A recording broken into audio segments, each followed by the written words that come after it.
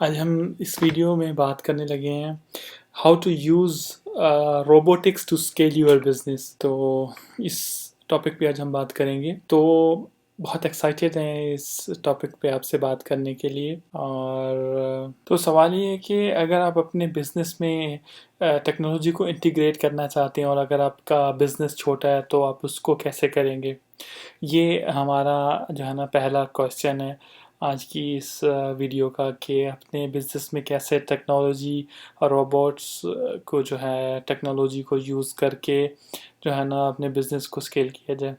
तो सबसे पहले कि जो है ना ओमनी चैनल इसे कहती हैं, ऑफलाइन और ऑनलाइन करके आप जो है ना एक बना सकते हैं। जैसे नहीं है कि अगर आपकी अगर छोटी दुकान है तो अपनी प्रोडक्ट को बेच सकते हैं ऑनलाइन, अपने अपने ऑफलाइन चैनल्स के साथ ऑनलाइन को इंटीग्रेट करके आप सेल कर सकते हैं। ठीक है, दोनों आप इसको मर्ज करेंगे और चाइना में इसमें बहुत से सक्सेसफुल स्टोरी हैं, बहुत से सक्सेसफुल मॉडल्स हैं। और जो है ना आपने ऑनलाइन और ऑफलाइन को जब इंटीग्रेट करते हैं तो इसको ओमनी चैनल, ये एक पहला ऑप्शन। ठीक है, तो अगर मैं आपको आसान करूँ तो मतलब रिटेल की दुकान पे अगर कोई गल्ले पे दुकानदार बैठा है और अपना माल बेच रहा है, यानी वो ऑफलाइन बेच रहा है, तो उसके साथ अगर वो ऑनलाइन ऐड कर देगा तो ये ओमनी ओमनी चैनल हो जाएगा। ठीक है, इसके साथ बहुत सी प्रोडक्ट ऑप्शन जो है ना वो एक्स्ट्रा हो जाते हैं। तो जो है ना आप अपनी 10 प्रोडक्ट्स के अलावा मतलब और भी ज़्यादा कुछ आप जो है ना ऐड कर सकती हैं और आपका इससे मार्जिन्स और आपके रेवेन्यू दोनों बढ़ जाएंगे। ठीक है, तो अब दूसरा सवाल ये कि रोबोट को जो है ना रिप्लेस किया जा सकता है। देखें जैसे मतलब जैसे बड़ी कार कंपनीज होती हैं और जैसे यूनिवर्सिटीज़ हो गई और ये इन एयरपोर्ट्स हो गए, ये सारी चीज़ें जो है ना रोबोटिक्स की वजह से मतलब इनमें काफ़ी सारी जगहों पे जो है ना जॉब्स चेंज हो रही हैं। अब रिटेल पे जैसे बार्स की शॉप हो गई, बैंकिंग की हो गई, रिटेल की हो गई, इन जगहों की जो जॉब्स हैं उनको रोबोट्स रिप्लेस कर रहे हैं। तो अगले अगले कुछ सालों में बहुत कुछ चेंज होने वाला है। जैसे मोबाइल को मतलब फैलने में थोड़ा टाइम लगा था, लेकिन ये रोबोट जो है उससे भी ज़्यादा स्पीड से ये फैलेगा मार्केट में। ठीक है, बहुत सी इंडस्ट्रीज इसकी वजह से चेंज होने वाले हैं। जैसे मिसाल के तौर पे जैसे विंडो क्लिनिक होती हैं, बड़ी बड़ी ग्लासेस वाली बिल्डिंग्स होती हैं, उनको बाहर से साफ़ करना होता है, तो उसमें जान का भी ख़तरा होता है और वो बहुत एफर्ट का बहुत ज़्यादा आपको इक्विपमेंट चाहिए होता है। तो उससे रोबोट आपको जो है ना आपकी सफाई कर देगा। ठीक है, तो इसकी इसकी जगह को भी रोबोट रिप्लेस कर देगा और इसमें जो है ना आपकी जान का जो ख़तरा है और जो ह्यूमन लॉस का जो ख़तरा है वो भी बच जाएगा। इससे आपका बिजनेस भी बढ़ जाएगा और आपकी कॉस्ट भी कम हो जाएगी लॉन्ग टर्म पे। रोबोट को आप रिसेप्शन पे भी बिठा सकते हैं, जैसे आपकी फेस रिकग्निशन लेके 2-3 सेकंड में पहचान के आपका पास प्रिंट कर सकता है। और अगर आप पहली बार आए हैं तो आपसे वो आपका नाम, आपका फ़ोन नंबर और सारा कुछ लेके आपकी जो है ना आगे होस्ट को आपकी कॉल को फॉरवर्ड कर सकते हैं। जैसे वो आपसे पूछेगा कि आप मेंबर हो या विजिटर हो, तो आप उसे बताएंगे मैं विजिटर हूँ। आप उसे पूछेगा अपना नाम बताएं, आपका नाम क्या, आप फिर पूछेगा आपका फ़ोन नंबर क्या, आप उसको अपना फ़ोन नंबर बताएंगे। ठीक है, जब उसको अपना फ़ोन नंबर बता देंगे तो उसके बाद जो है ना वो आपसे पूछेगा किस पर्पस के लिए आप आए हैं।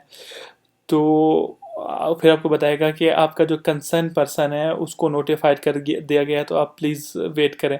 तो कुछ ही सेकंड में जो है ना ये आपका काम कर देगा और ये बहुत सारी ज़बानों में भी काम करेगा। जैसे एक रोबोट बहुत 20 ज़बानों में बात कर सके, जबकि एक आदमी दो तीन ज़बानों से ज़्यादा नहीं बात कर सकता। और रोबोट छुट्टी भी नहीं मारता और ज़्यादा सैलरी के लिए भी तंग नहीं करता और उसकी कोई यूनियन नहीं होती, कोई स्ट्राइक नहीं होती। तो रोबोट्स जो हैं अच्छा, मतलब सवाल होगा कि रोबोट्स महंगे तो नहीं होते।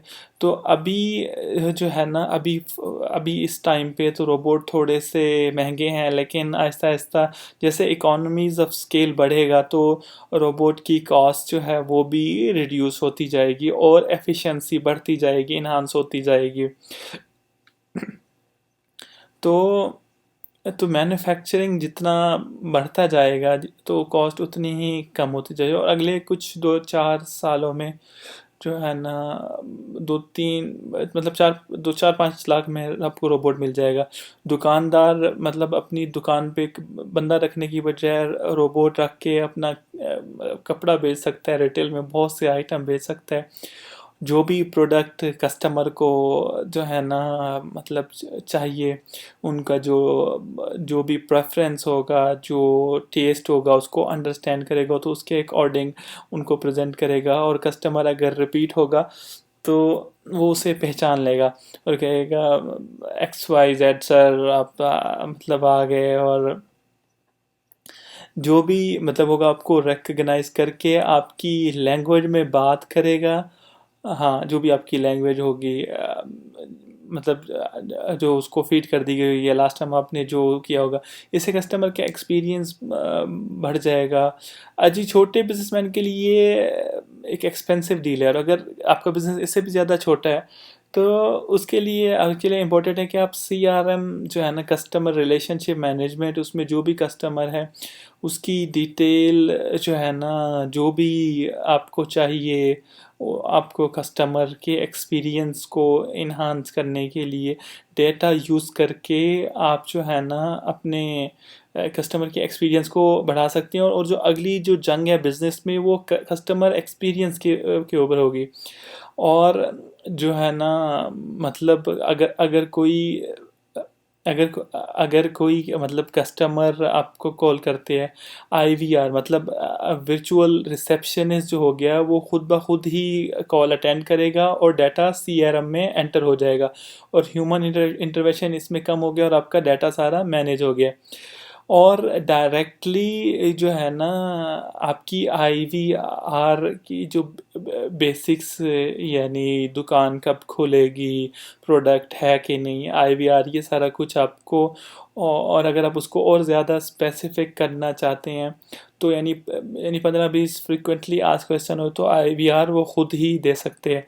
और अगर बहुत ज़्यादा स्पेसिफिक आपका आंसर हो तो, और ये सर्विस जो है ना अभी बहुत सस्ती हो गई है, मतलब इतनी ज़्यादा महंगी नहीं, 5-6 हज़ार पे मंथ है। और अगर एक एंटरप्रेन्योर को अपनी प्रोडक्टिविटी बढ़ानी है तो उसको किस तरह के टूल यूज़ करने चाहिए, मतलब वन नोट का जो है एक टूल है माइक्रोसॉफ्ट का, उसमें आपका सब कुछ डाटा आप वहीं पे रख सकते हैं, क्योंकि एंटरप्रेन्योर के लिए बहुत कुछ डाटा हो गया, कस्टमर डाटा हो गया, अकाउंट्स डाटा हो गया, वो सारा कुछ एक ही जगह पे जो है ना आप उसको पासवर्ड प्रोटेक्ट भी कर सकते हैं। और आप जो है ना उसको मतलब एक एम्प्लॉयज़ को आप शेयर भी कर सकते हैं। और ये फ्री टूल है, कोई मतलब इनके ऊपर कोई कॉस्ट नहीं आती। जैसे प्रोडक्टिविटी कैसे बनेगा, जैसे आप अपना डेटा जैसे शेयर कर सकती हैं अपनी ऑर्गेनाइजेशन के साथ। GTD मान के एक मेथडोलॉजी है, गेटिंग थिंग्स डन। तो आप अपनी ऑर्गेनाइजेशन के साथ कर सकते हैं क्या अभी करना है, क्या कल करना है, ऑर्गेनाइज कर सकते हैं अपने प्लान, अपने स्केड्यूल्स, अपनी चेकलिस्ट, अपनी वीडियोस, और सारा कुछ आप एक ही जगह पे कर सकते हैं। ठीक है, इसमें जो है ना मतलब सारा कुछ एक ही जगह तो उसको कहते हैं गेटिंग थिंग्स डन। किसी से काम कराना बहुत मुश्किल काम है, अगर टूल जी आपके काम करा दे तो आपकी ज़िंदगी बदल सकते। देखिए जैसे कि अब टेक्नोलॉजी का ज़माना है, और आप अब टेक्नोलॉजी इंटीग्रेट करने की टेक्नोलॉजी करें, आप IVR लाएं अपनी इंडस्ट्री के हिसाब से, आप CVR और IVR को इंटीग्रेट करें। ठीक है, तो वर्चुअल रिसेप्शनिस्ट हो गए, और मतलब आदमी के बिना ही जो है ना आप उसमें एंटर कर सकते हैं। आपने रोबोट देखें, मैं आपको थोड़ा समराइज करता हूँ, मतलब रोबोट्स अब बहुत सारे मैनुअल काम कर लेते हैं, सिक्योरिटी गार्ड का काम कर लेते हैं, print out, screening, receptionist, phone calls, माल बेचना, सेल्स का काम, सफाई काम, बिल्डिंग के जैसे हैसल के काम जिनमें बहुत ख़तरा होता है, बिल्डिंग की छत से मतलब शीशों को साफ़ करना, रोबोट एक मतलब चिप की तरह जल्दी से जाके सफाई करके जो है ना आप काम कर सकते हैं। तो ये सारी चीज़ें हैं जो मतलब आप जिनसे काम कर सकते हैं। तो ये है मतलब हमने बॉट्स के ऊपर भी बात की है, मोबाइल ऐप के ऊपर बात की है, और हमने टेक्नोलॉजी के ऊपर काफ़ी बात कर रहे हैं और आगे करेंगे। और आपने अपने बिज़नेस को बड़ा करना है तो आप टेक्नोलॉजी को यूज़ करें अपने बिज़नेस को स्केलेबल करने के लिए। जितने ही समझदार लोगों से आपने बात की है तो यही जवाब मिला है। और अगर आपको नहीं आती तो आप वेंडर्स को बुलाएं, वो आपकी मदद करेंगे कि जो है ना क्या किया जा सकता है। मार्केट अब बहुत आगे निकल चुकी है कि आपको गले को छोड़ना पड़ेगा, और अगर आप वहीं पे बैठे रहेंगे तो आप बड़ा नहीं कर सकेंगे। ये आज का हमारा था कि टेक्नोलॉजी को जितना ज़्यादा से ज़्यादा हो सके अपने बिज़नेस में यूज़ करें, उसको इंटीग्रेट करें, इसको बढ़ाएं। और ये है हमारा